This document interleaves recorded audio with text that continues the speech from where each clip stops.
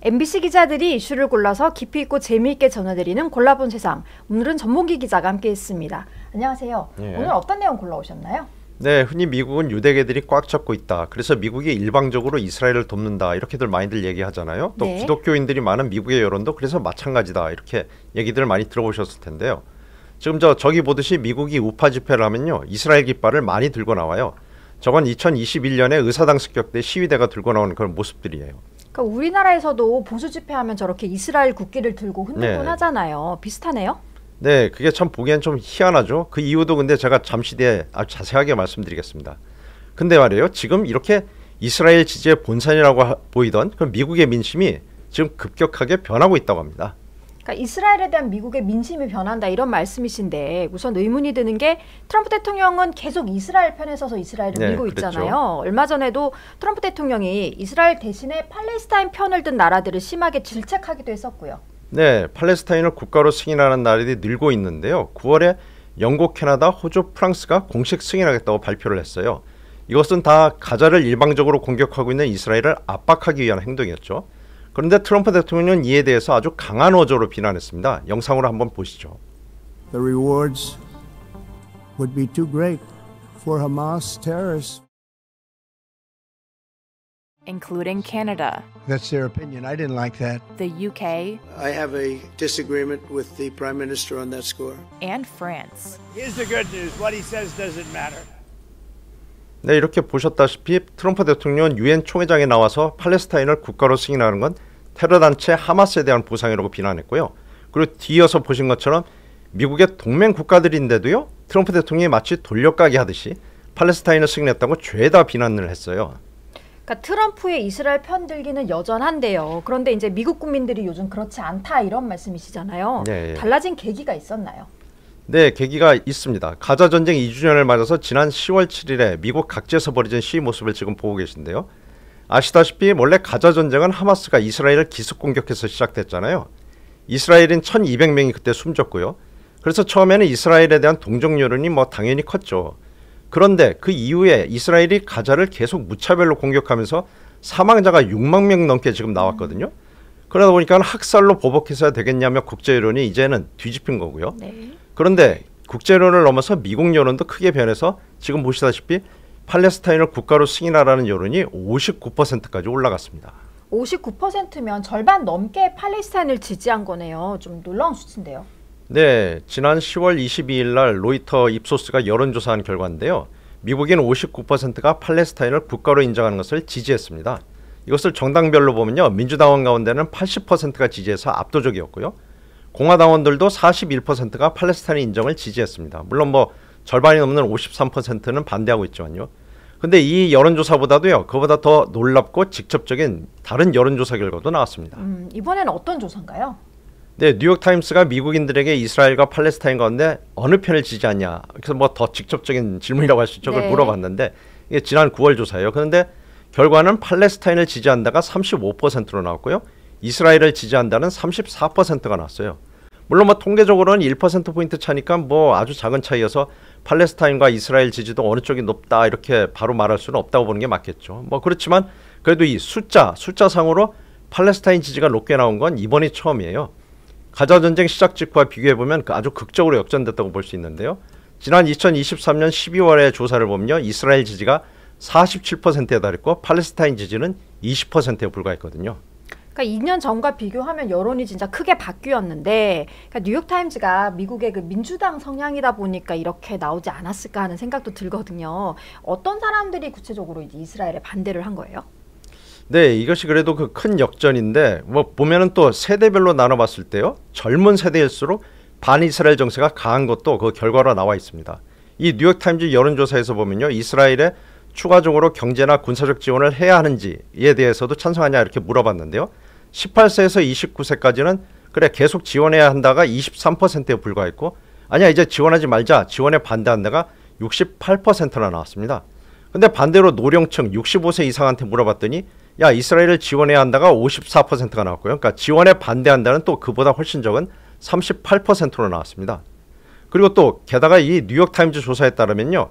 이런 젊은 세대의 반이스라엘 응답은 정치 성향과 관계가 없는 걸로 나왔어요. 그러니까 공화당을 지지하냐 민주당을 지지하냐에 상관없이 다 이렇게 반이스라엘적인 답이 높게 나왔다고 합니다. 그러니까 아무래도 지난 2년간 이스라엘이 가자를 무차별 공격한 것이 여론을 네. 돌렸다고 봐야겠죠. 특히 젊은 층은 또 이런 부분에 영향을 많이 받았을 것 같아요. 네, 그렇습니다. 이스라엘이 팔레스타인에 대해서 대량 학살을 저지르고 있다는 것이 뭐 이제는 주장이 아니라 뭐 상식으로 이렇게 보여지고 네. 있잖아요.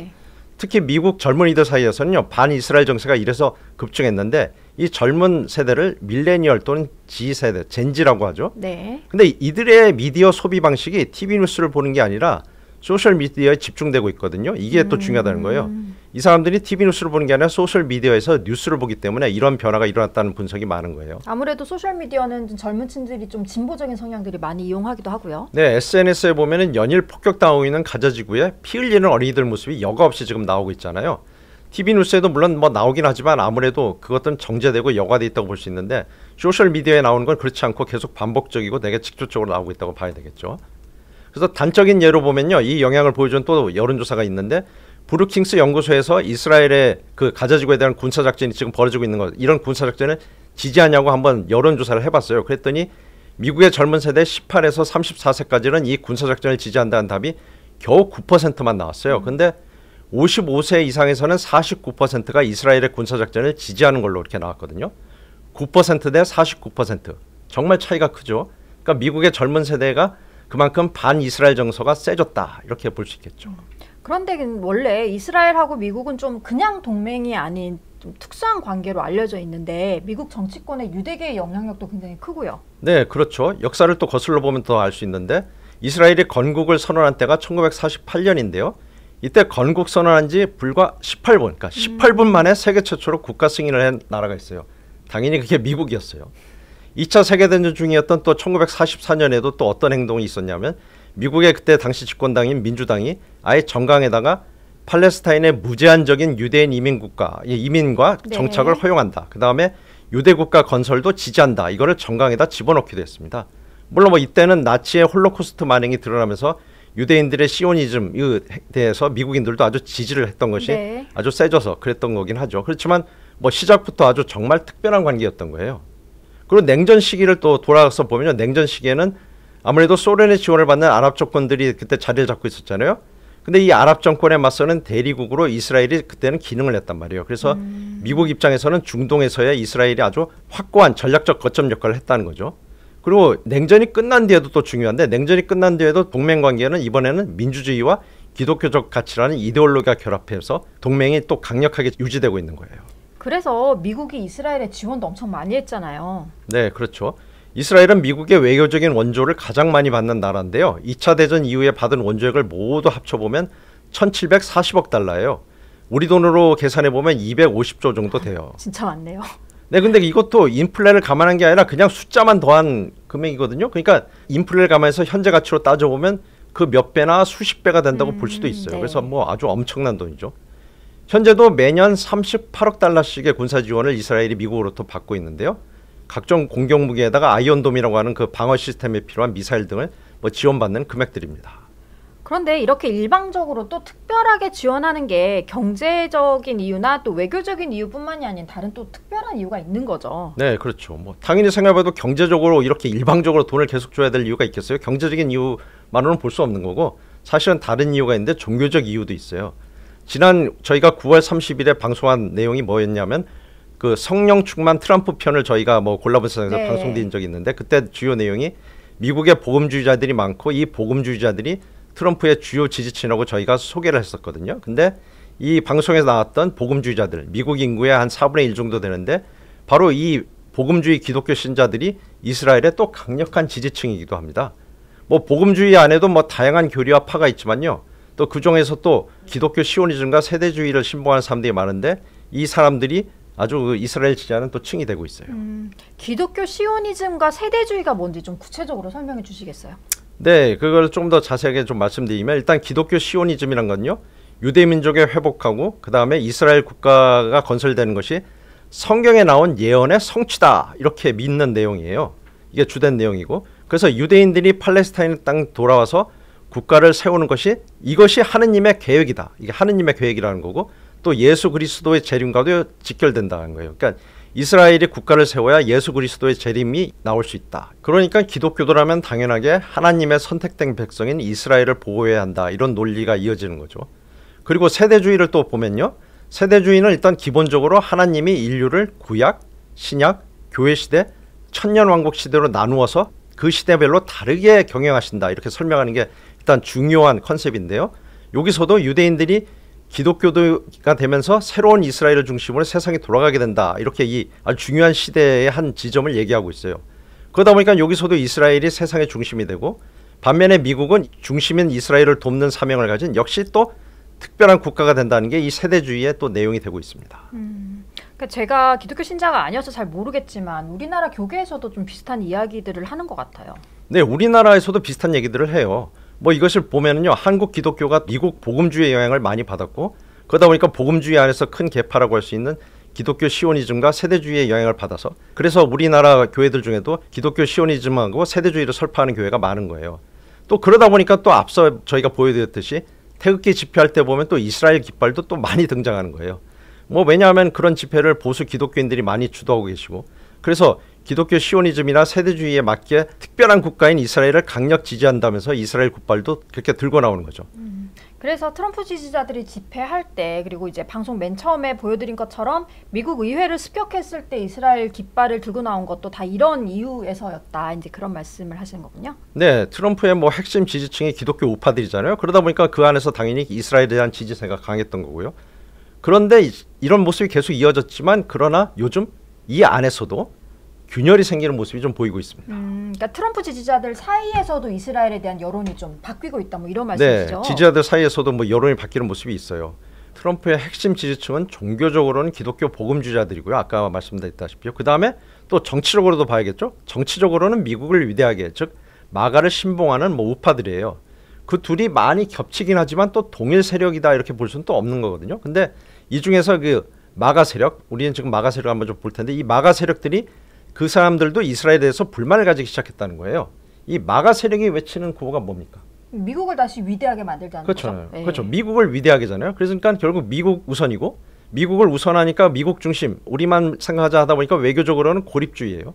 그런데 지금 이스라엘이 계속 가자지구를 때리고 있죠. 이란도 또 공격했고 심지어 미국의 동맹국인 카타르까지 지금 공습했고요. 이렇게 이스라엘이 전쟁을 계속하니까 미국은 또 어떻게 하겠습니까? 이스라엘을 계속 뒤를 봐주고 지원을 해야 되잖아요. 그러니까 미국이 자기만 생각하고 고립돼 있을 수가 없는 거잖아요. 이스라엘을 돕느라 이런 상황이 지금 펼쳐지고 있다는 거죠. 그러니까 이스라엘에 대한 지원이 그러니까 미국 우선 이 가치와 이제 충돌을 하고 있는데, 네, 바로 그겁니다. 예. 그래서 이렇게 충돌을 하니까 이게 이 마가층에서 뭐라고 하냐면은 야 시오니즘의 서사에 빠져가지고 미국이 이스라엘을 돕고 있으니까 그러다 보니까 야 자원을 쓸데없이 많이 쓰고 있잖아. 이러지 말자. 왜 우리가 시오니즘 서사에 우리까지 빠져가지고 이렇게 자원을 써야 돼, 돈을 써야 돼. 이렇게 마가 진영에서 불만을 갖기 시작한 거죠. 뭐 그전에도 우크라이나에 대한 지원도 그래서 돈을 쓴 거니까 반대했던 건데 그런데 이스라엘을 돕느라 미국이 또 다른 중동 전쟁에 휩쓸려 들어가고 매이는 것을 이 마가 진영은 걱정하고 있는 거죠. 이거는 마가 지지세가 강한 공화당원들에 대한 여론조사에서도 지금 드러나고 있는데요. 지난 2024년에 미국 시카고 의회가 조사를 해봤더니 공화당원의 23%만 미국이 이스라엘을 지금 지나치게 지원한다. 그러니까 그 지나치게 지금 너무 돕고 있다는 답은 23%에 불과했던 건데 부정적인 그렇죠. 응답이요. 예. 그 응답이었죠. 근데 지난 9월 조사에 보면 47%의 공화당원들이 야 지금 우리가 이스라엘을 너무 돕고 있어. 그러니까 결국은 더 돕지 말자 이렇게 답하는 답이 47%로 껑충 뛴 거예요. 그렇게 그러니까 뛰었습니다. 트럼프 지지 세력 가운데 특히 마가 진영에서 이스라엘 지원에 대한 약간의 부정적인 입장이 2배쯤 늘어났다 이렇게 보면 되는 거죠. 네, 그렇다고 봐야겠죠. 여기에다가 또 마가 진영하고 기독교 시오니즘 진영이 이스라엘을 놓고 설전을 벌이는 상징적인 상황을 보여주는 영상도 있는데요. 마가를 대표하는 폭스TV 진행자인 터커 컬슨하고 역시 보수적이면서 종교적 가치관이 센 테드 크루즈 의원, 그러니까 터커 컬슨과 테드 크루즈 상원 의원이 둘이 설전을 벌이는 장면이 있었는데 그걸 한번 좀 일단 영상으로 한번 보시죠. Growing up in Sunday school, I was taught from the Bible, those who bless Israel will be blessed, and those who curse Israel will be cursed. And from my perspective, I want to be on the blessing side of things. Those who bless the government of Israel? Those who bless Israel is what it says. It doesn't say the government of, it says the nation of Israel. So that's in the Bible. As a Christian, I believe that. Where is that? I can find it to you. I don't have the scripture off the tip of my. You pull out the phone and use the Google. It's in Genesis. But so you're quoting a Bible phrase. You don't have context for it. And you don't know where in the Bible it is, but that's like your theology? I'm confused. What does that even mean? Tucker. 네, 지금 영상에서 보셨듯이 크루즈 의원이 야, 이스라엘을 축복해야지 저주하면 안 돼. 저주하는 사람은 너도 저주하는 사람도 저주받아. 이렇게 크루즈 의원이 말하니까 그걸 듣고 있던 칼슨이 야, 그런 말이 성경 어디에 있어? 그리고 설사 있는지 뭐 찾아봐야겠지만 있어도 그런 맥락이 아니야 하면서 둘이 싸우고 있는 거예요. 그러니까 마가 농객인 칼슨의 입장에서 보면은요. 무조건적으로 이스라엘을 지원하느라 중동 전쟁에 미국이 끼어드는 이런 모습 보이지 말고 마약 같은 국내 문제나 치중하자 이런 거예요. 그래서 상원 의원이 너도 국내 문제나 좀 신경 써 이렇게 뭐 지적하고 있는 거예요. 근데 이런 뭐 칼슨의 말이 요즘 마가 진영에서 힘을 얻는 의견이에요. 그 더 나아가서 이렇게 또 다른 면에서 마가 진영의 비판을 또 하나 볼 수 있는데 마가 진영도 대부분 당연히 뭐 기독교 신자들이거든요. 근데 이 사람들도 기독교적인 입장에서 기독교 시오니즘을 공격하기도 해요. 어떤 내용이냐면 아니 창세기 때 이스라엘 민족이 선택받았다. 그렇다고 해도 야 지금 창세기 이후로 2000년도 훨씬 지났잖아. 그러면은 이 창세기 때 이스라엘 민족과 지금의 유대인들이 뭐 동일한 사람들이냐? 그렇게 볼 수 있냐? 야 다른 사람들 아니야? 이렇게 볼 수 있는 거고. 그러니까 다른 사람인데 우리가 왜 지원해야 되냐? 이런 논리로 연결된 거죠. 그 또 하나가 뭐냐면 지금 이스라엘이 계속 공격을 하고 폭격을 하면서 그 바람에 레바논이라든가 팔레스타인에 또 사는 기독교인들도 있거든요. 그러니까 그 지역에도 기독교인들도 있는데 이 이스라엘 공격 때문에 같은 기독교인들도 피해를 보고 있는 건 야 지금 우리가 그걸 어떻게 봐야겠냐 이런 공격이죠. 그러니까 지지층에서 균열이 생기고 또 여론이 이렇게 변하고 있으면 앞으로 미국 정부 내지는 트럼프 대통령의 이스라엘에 대한 정책도 바뀔 가능성이 있을까요? 네, 그 가능성을 좀 봐야 될 것 같은데요. 뭐 일단 앞에서 보신 것처럼 트럼프 대통령도 친이스라엘이고 또 미국의 정책을 결정하는 의원들도 뭐 크루즈 의원처럼 친이스라엘이다 보니까 아직은 사실은 변화는 크게 없어요. 80년간 뭐 이렇게 특수관계가 지속되는데 이게 뭐 쉽게 변하지는 않겠죠. 근데 이런 특수관계가 이렇게 쉽게 변하지 않는 이유를 들여다보면은 이 특수관계의 바탕에 강력한 노비력을 가진 유대계 단체들이 존재하기 때문이거든요. 대표적인 것이 전미 이스라엘 협의회 IAC인데요. 이런 유대계 단체가 300개 이상 존재해요. 아주 풍부한 자금력을 가지고 있고 그래서 미국 정계에 큰 영향력을 행사하고 있죠. 그리고 이들 외에도요. 뭐 많이 상식적으로 아시겠지만 트럼프 대통령한테 정치 자금을 대는 뭐 산업계라든가 금융계의 뭐 큰 손들 보면 그들 상당수가 유대인이에요. 뭐 그리고 당장 우리가 알 수 있는 게 트럼프의 사위이면서 또 이번 가자전쟁 휴전도 뭐 이끄는 주역이었다는 쿠슈너부터가 뭐 유대인이잖아요. 어쨌든 당장은 미국의 이스라엘 정책이 크게 바뀔 것 같지는 않네요. 네, 당장은 그런데 계속 그럴 거냐 이건 또 다른 면이 있어요. 뭐 왜 그러냐. 일단 젊은 층하고 마가층에서 아까 말씀드렸다시피 반이스라엘 정세가 커지고 있죠. 근데 이 반이스라엘 정세가 커지는 흐름이 계속된다면 장기적으로는 변화가 있을 것으로 우리가 봐야겠습니다. 먼저 우리가 주목해야 될 것이 뭐냐면 이스라엘에 대한 지원 규모를 봐야 될 텐데 이 미국의 이 지원 규모가 변화가 있을 수 있어요. 현재 이스라엘에 대해서 매년 38억 달러씩 지원을 해주고 있다고 아까 말씀드렸는데 매년 38억 달러씩의 지원 계획이 2028년에 일단 종료가 돼요. 그래서 일단 2028년에 종료된 다음에 의회에서 다음 지원 계획을 결정해야 되는데 이 지원 계획을 결정하는 시기에 만약에 뭐 젠지라고도 말씀드렸던 진보적인 젊은 세대하고 극우적인 마가층이 서로 힘을 잡아가지고 야 이제 더 이상 이스라엘 지원하지 말자 하는 뭐 이스라엘 지원 반대 깃발을 세우고 이 둘이 손을 잡고 여론전을 펼친다면 이스라엘 지원 정책이 또 변할 수도 있는 것이죠. 그런 상황이 벌어진다면 이스라엘에 대해서 무조건적인 지원하기보다는 그때 여론들을 보면서 의원들도 야 조건을 달자 조금 뭔가 조건을 달자라고 한다든지 아니면 이 지원 규모를 좀 줄이는 게 어떨까 이런 식으로 해서 정책이 결정될 가능성이 그래도 있다고 봐야 되겠죠. 그러니까 진보적인 젊은 층과 미국 우선 마가가 이제 이스라엘 반대를 위해 손잡는 희한한 광경도 나올 수 있을 것 같습니다. 미국과 이스라엘의 80년에 걸친 특수한 관계, 하지만 미국의 여론이 서서히 변하는 모습까지 자세히 들여다봤는데 앞으로가 더 궁금해집니다. 오늘 골라본 세상은 여기까지입니다. 감사합니다.